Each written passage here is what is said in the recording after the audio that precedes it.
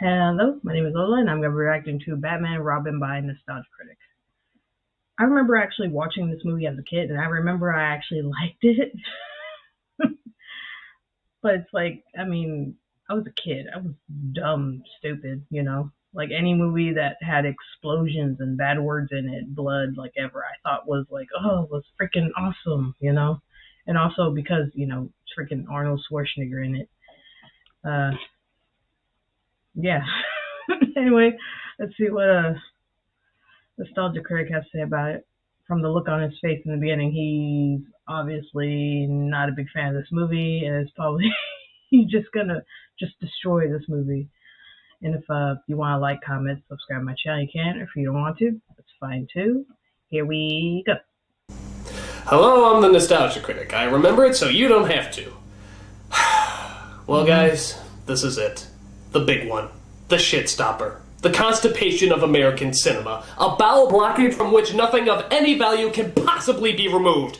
What is said to be one of the worst films of all time. I am, of course, talking about the indescribable terror that is Joel Schumacher's Batman and Robin.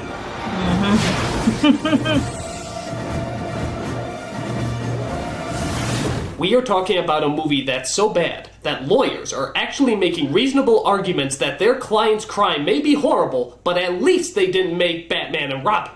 And in the remotest parts of Southeast Asia, it is still considered the #1 preferred form of execution. No! No, please! Anything but that! So as you can tell, I am not looking forward to reviewing this stinker. However, Obviously. before I review it, let's take a look at the declining history of these Batman movies. The first Batman film was released in 1989 under the direction of then-newcomer Tim Burton. It was edgy, dark, and made just as much for adults as it was for children. In fact, it was made more for adults, and continues to be the highest-grossing Batman movie to date.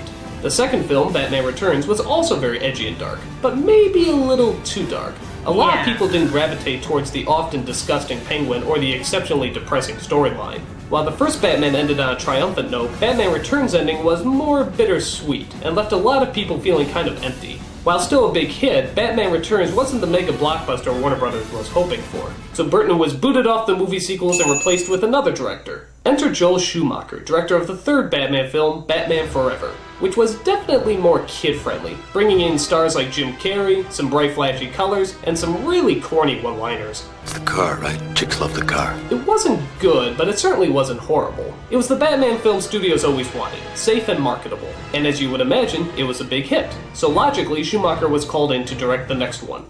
And seeing how this is one of the worst films of all time, special precautions have been made today to prevent me from killing myself. For example, all sharp objects have been removed from the building. They took away my tie so that I don't hang myself. And, they also padded the edge of my glasses so that I don't jab them in the sides of my throat. But they didn't count on my cyanide pills. So, let's take a look and see just how bad Batman and Robin really is. Well, this doesn't seem too bad. They're just suiting up, there's the Batmobile, the music's nice. Maybe this won't be so horrible after all. I want a car. Chicks dig the car. This is why Superman works alone. Nope, already. No, I can't do it! So yeah, if you're not a fan of one-liners, don't worry, there's only 167 billion more of them. You lie! So the story centers around our main heroes Batman, played by George Clooney, and Robin, played by Chris O'Donnell, as they plan to stop the evil Mr. Freeze from, you guessed it, taking over the world. Of course! It opens with Freeze, played by Arnold Schwarzenegger, robbing the Gotham Museum. So our heroes suit up for battle for the opening fight scene. And yes, those costumes come complete, with bat nipples and bat asses. Yep. Alright, y'all know what's coming. The ambiguously gay duo. Now that we got that joke out of the way, let's continue. Mr. Freeze is stealing a diamond that apparently powers his Sub-Zero suit. Apart from that, his only goal seems to be making jokes about a subject matter that unfortunately lends itself to a lot of insufferable puns. And I'll give you 4 guesses as to what that subject matter is. A. Celebrity gossip. B. Political satire. C. Family dilemmas. Or D. Ice. Iceman, cometh. Kick some ice. Can you be cold? Chill. Freeze well. Cool party. Stay cool. If your answer was D, no fucking shit! Thanks for playing. So Batman comes busting in along with his sidekick Robin on his motorcycle. As the fight scene rages, we get an onslaught of lame lines and over-the-top stunts. Nice catch. You break it, you buy it. In fact, you may notice a similarity to another familiar style. Can't quite put your finger on it? Maybe this'll help. The original Batman. That's right, this Batman movie has stopped moving forward with its dark storyline and complex character development, and has instead gone back to the campy, bright, and colorful style of the original Adam West TV show. Yep.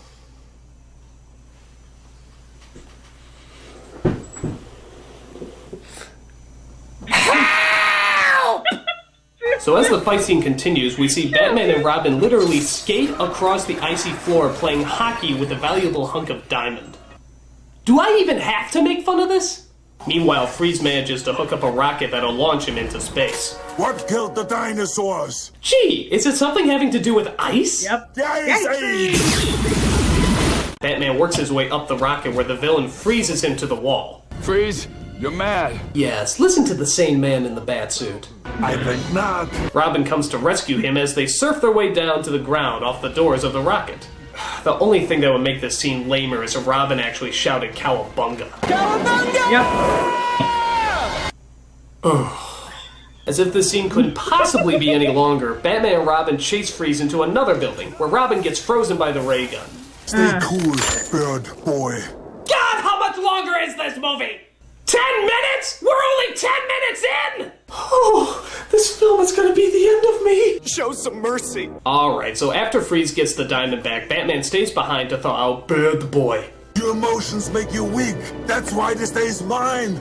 I'll kill you next time. Why not kill him now? I wish I knew.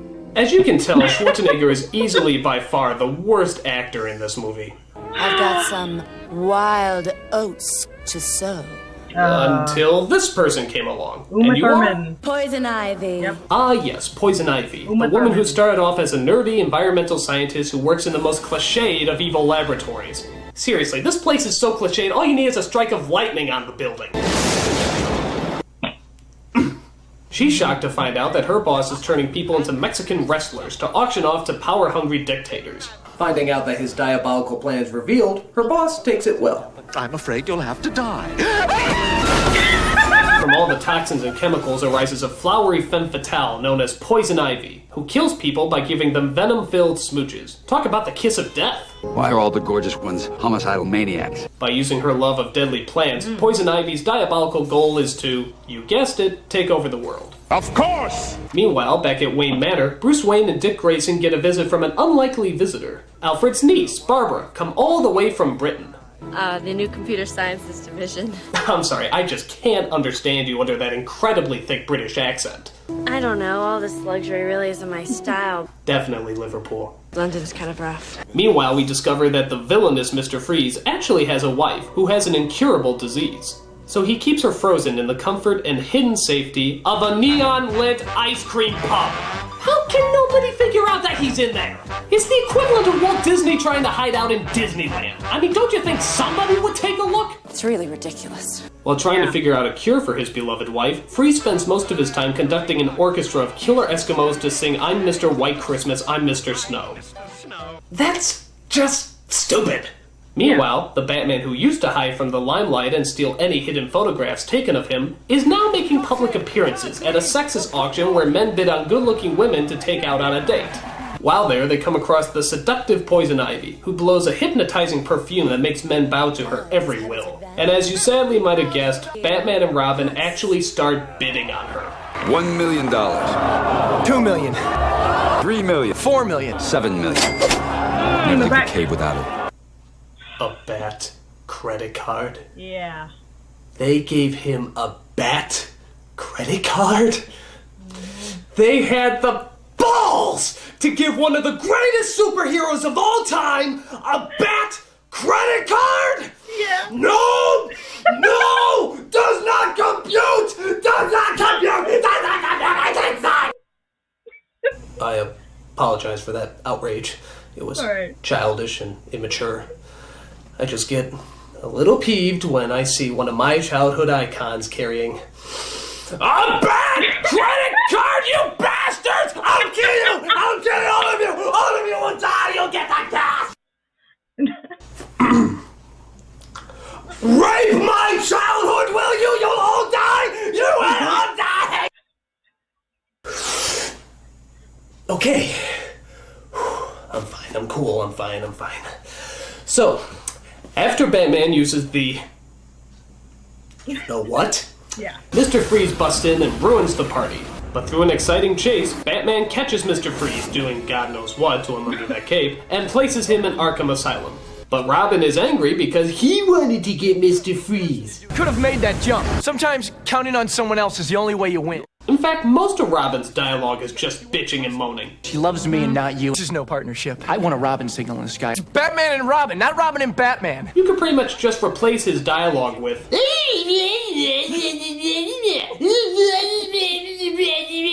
Look, I made a mistake. I'm sorry. Meanwhile, in story number 12, we see that Barbara gets out all her rage and emotions by partaking in pointless motorcycle chases. After Dick Grayson saves her from the world's worst blue screen effect, Barbara reveals a stunning secret about Alfred. How he's hiding the pain all the time. Alfred's sick.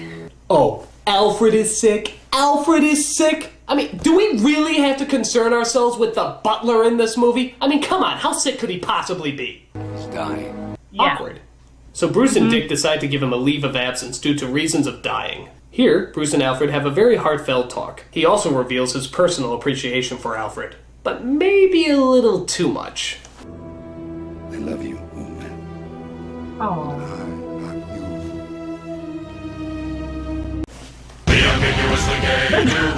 Get some real issues with women, you know that? Meanwhile, Poison Ivy breaks Freeze out of prison and steals his Sub-Zero suit. By the way, the Riddler suit here is kinda clever. But Freeze needs his diamonds from his headquarters to keep his suit active. I'll help you grab your rocks. Ha ha ha ha. Ivy agrees to pick them up while also pulling the plug on Freeze's wife, leaving her to die.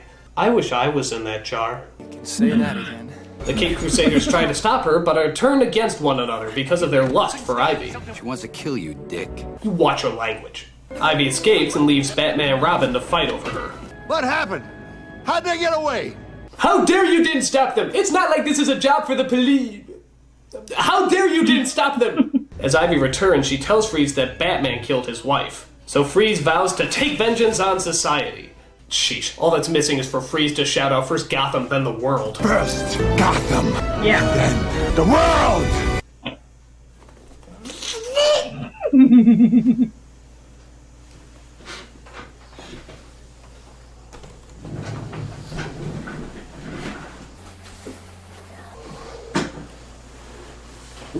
Oh yeah, that will fool him. Yeah. Okay.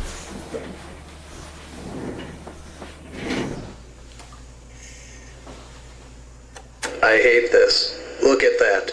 That's so lame. This is idiotic. I really hate this. This is so stupid. I wish I could kill myself. Wow, that's horrible. Oh my god, I can't believe how bad this is. I wish I could kill myself. So while Freeze tries freezing the world, Ivy tries to seduce the dynamic duo. And here's something you never thought you'd see in this movie: a man kissing a woman. No, Robin, no, you're just confused. But rubber lips sink ships as Batman and Robin put their feud behind them and are ready to kick some green thumbs. Meanwhile, Barbara finds out what anyone with a brain cell could, that Bruce and Dick are Batman and Robin. And you gotta love her expression when she finds it out.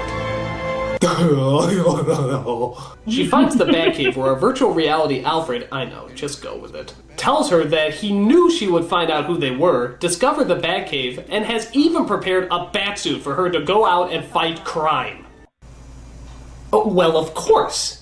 So Barbara helps her colleagues by becoming the fearsome Batgirl, the only character in this movie who should have bat nipples, but doesn't seem to have them. I never thought a catfight between Uma Thurman and Alicia Silverstone could be so boring. So she defeats Poison Ivy by knocking her into her own man-eating plant. I think the only thing missing here is for Poison Ivy to shout out curses.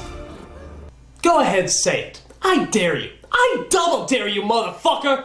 You know you want to. You know you want to do every cliche in the book. Go ahead, say it! Say it! Say it!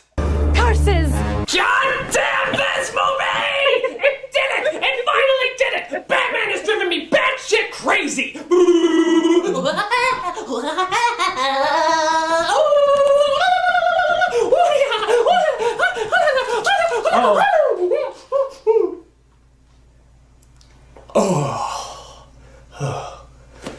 Tranquilizers. Always come prepared when Joel Schumacher's involved.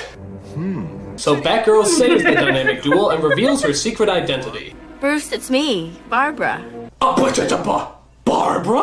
Who would have guessed? That mask just hides your face so well. I find that unlikely. So the three of them set out to stop Freeze after having a change of wardrobe, apparently, and plan to unfreeze the city. Sunlight could reverse the freezing process. Sunrise in for 5 hours. Here, But it's morning in the Congo. we could relay the sunlight. From the other side of the equator. It'll take the satellites about a minute to realign. Satellites could be positioned to thaw the city directly, but that'd take a computer genius. I'm on it. All right, I'll set the telescope, you thaw the mirrors. Oh, thank God I don't care.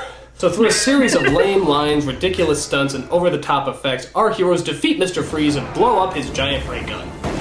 Wow. Just think about how many starving children we could have saved with the money used for these effects. Talk about your cold shoulder. After that, they melt all that nasty snow covering Gotham down to your simple basic rubber icicles.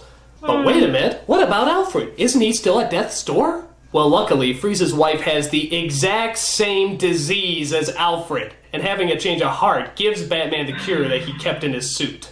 And he didn't use this on his wife because... So as you can imagine, they put Freeze in jail, get the cure to Alfred, and they all live happily ever after. But wait, what to do about Barbara? You are going back to school. Bruce, you're never gonna win this argument. Partners? Partners. So you see, kids, the moral of the story is drop your studies, forget all about school, dress up in tight leather, and live your life as a superhero. Why? Because Batman said it's okay. I'd say this is a horrible lesson for the kids, but I don't think it really matters. No kid ever saw this movie. Batman was a gigantic bat bomb. Bat bomb. Bat bomb. Why? Because this film is so terrible, so horrific, and so god-awfully bad that there's only one word that could possibly sum it up. You wanna know what that word is? I'll tell you. It's super crap-a-fuckerific, XBL bullshit. A film so bad the censors really ought to go and pull it. Sadly, there's not many words that only rhyme with bullshit. Super crap-a-fuckerific, XBL bullshit. Fuck-a-doodle, fuck-a-live, fuck-a-doodle, fuck-a-live. Here's a film that's so awful, I'd rather have a guy come circumcise me with an axe and poke me in the eye. I'd rather drink a giant bowl of ape and monkey splooge. And there's another million things that I would rather do. Super crap-a-fuckerific, XBL bullshit. Film so bad the censors really ought to go and pull it. Sadly, there's not many words that only rhyme with bullshit. Super crap-a-fuckerific, XBL bullshit. No, really though, it's awful. Like I said, man, as a kid, I actually love this movie. I actually liked this movie as a kid. Now looking back, I'm like, man, why would I even put? Why? Now it's like embarrassing. Like, man, like, I love his reaction to the bat credit card. Just freaking out. Oh, it's so funny. Oh my god. I actually love the part where where is it? The part where Ivy turns evil and where is it? Freak. I don't know where it is. It's somewhere. Let's see, where is it?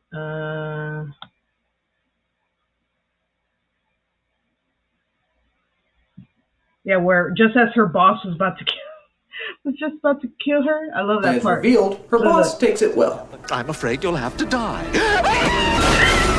From all the toxins. That scream he does. Oh my god, it's so stupid.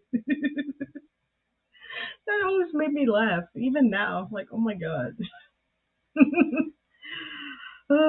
Yeah, like I said, man. Now I'm like, why?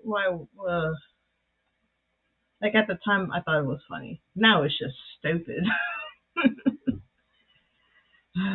Yeah. Anyway, that's my reaction to Batman and Robin by Nostalgia Critic. Everyone take care of yourselves and each other, and I'll see you in the next one. Bye.